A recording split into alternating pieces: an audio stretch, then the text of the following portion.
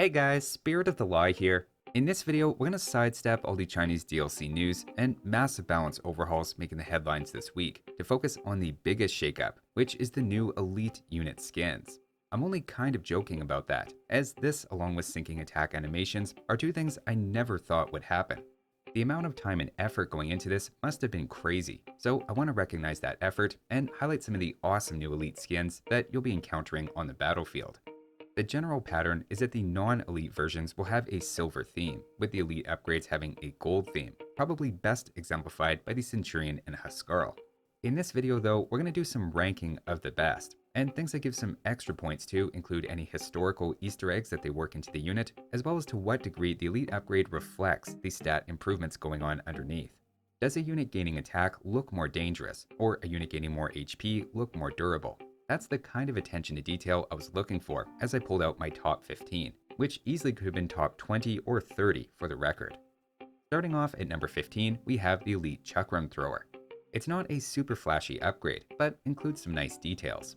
He switches to a turban, adds some gold detailing on his shirt and chakrams, has more coverage over his arms and legs reflecting the extra 10 HP, plus he grows out a mustache.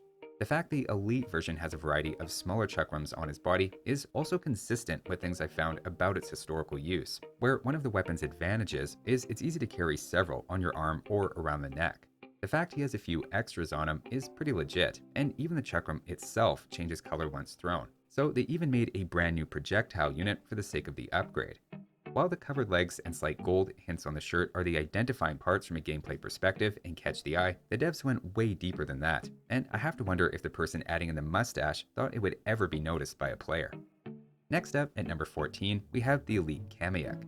This one again gets better the more you look at it, and first off, the Elite upgrade is clearly higher end, adding a cloak, embellished headdress, and more armor on the front. It's also very easy to believe the elite unit's pull does one more damage, as it's more ornate at the top and maybe higher quality, while he also just looks more armored, so it's not a surprise he has 10 more HP. What I love in particular though is both of these are brand new skins, and the previous Kamayuk basically split the difference, with the new elite upgrade taking the original and adding more, while the non-elite version takes away some armor and fanciness on the headpiece and spear.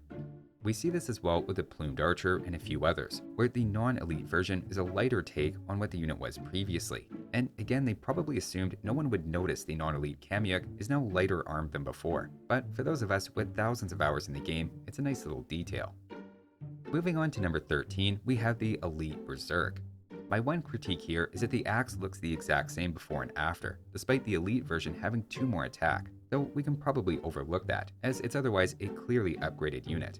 He's more armored in the torso, slings a big old animal pelt over his shoulder, and most importantly, he grows the beard, along with a mullet. It reminds me of the old trope of how the first season of Star Trek Next Generation was bad, but then the show dramatically improved when Riker grows the beard in Season 2.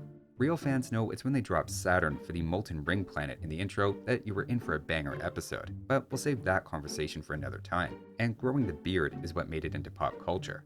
Berserk's going from basically George Harrison to full-on Ginger Hagrid lets you know these guys mean business, and even the horns and the helmet go from Adam West to Michael Keaton levels of extension.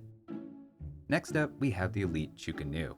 This one feels like an almost complete overhaul of the unit, going from a conscripted farmer to an Imperial soldier.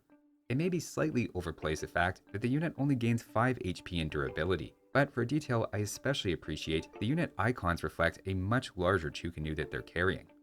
That didn't translate into the unit itself having a larger weapon to convey their +2 attack and 2 extra arrows, but it's clearly the more serious and professional version, and given how good of an upgrade it is now for the damage output of the unit, conveys that heightened danger. Moving on, we have the Elite Karambit Warrior, really going hard into the gold aspect of the Elite version.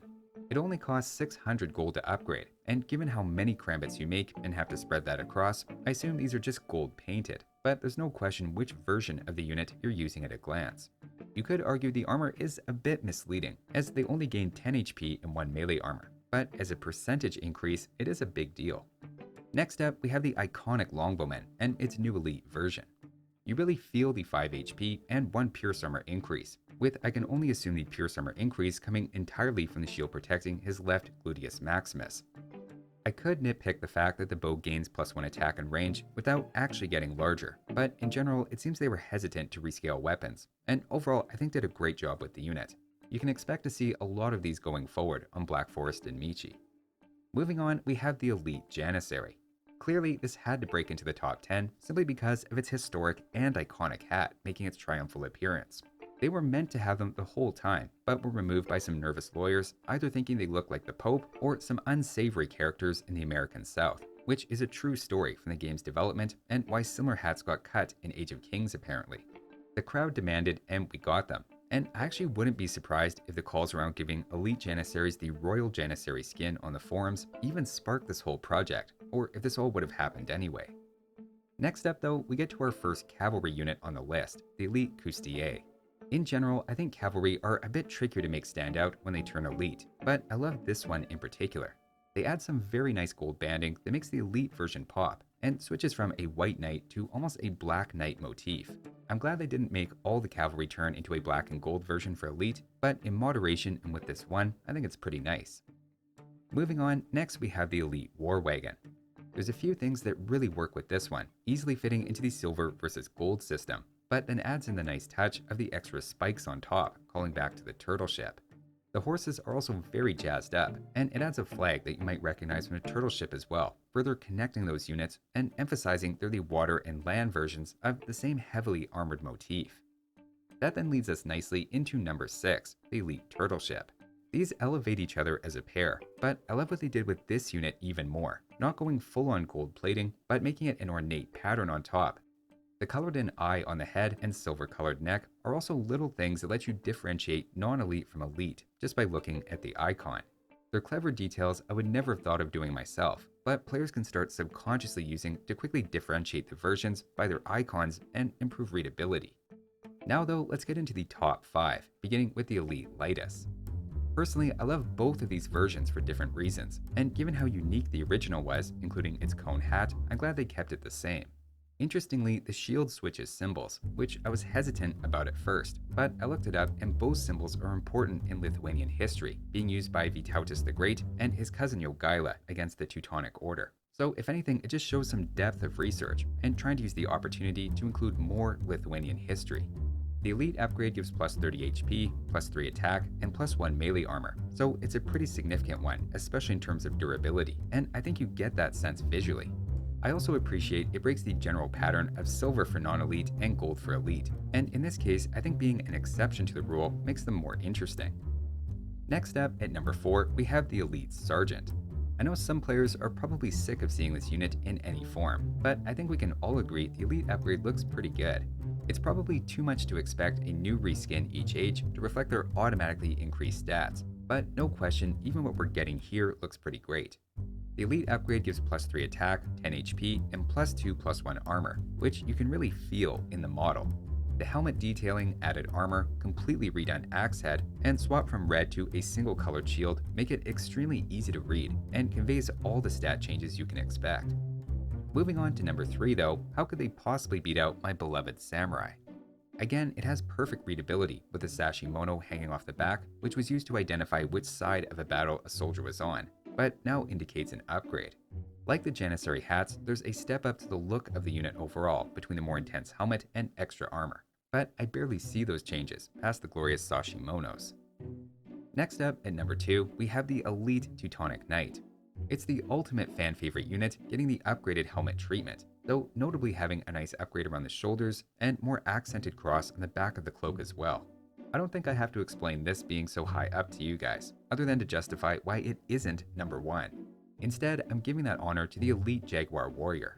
This guy isn't here because I'm a sucker for hats, though he objectively has the tallest. Instead, it's the historical authenticity that I love. I'm not here to throw shade at the original artist for Age of Conquerors, but it kind of feels like the original Jaguar Warrior was just a guy wearing a jaguar rug over his head. The new one looks like an artist actually looked at the Aztec codices, which is the main source of historical info on Aztecs from the time, and drew them as they actually looked, wearing a full-body jaguar tailored suit. The club even looks more dangerous and leveled up, so it conveys the unit goes from 15 to 19 attack. I get the sense part of why they supercharged the unit this patch is just so people make them and appreciate the new design, which I can't fault the developers for. So those are my favorites and standouts of the new Elite upgrade overhauls. Thanks for watching, and I'll see you next time.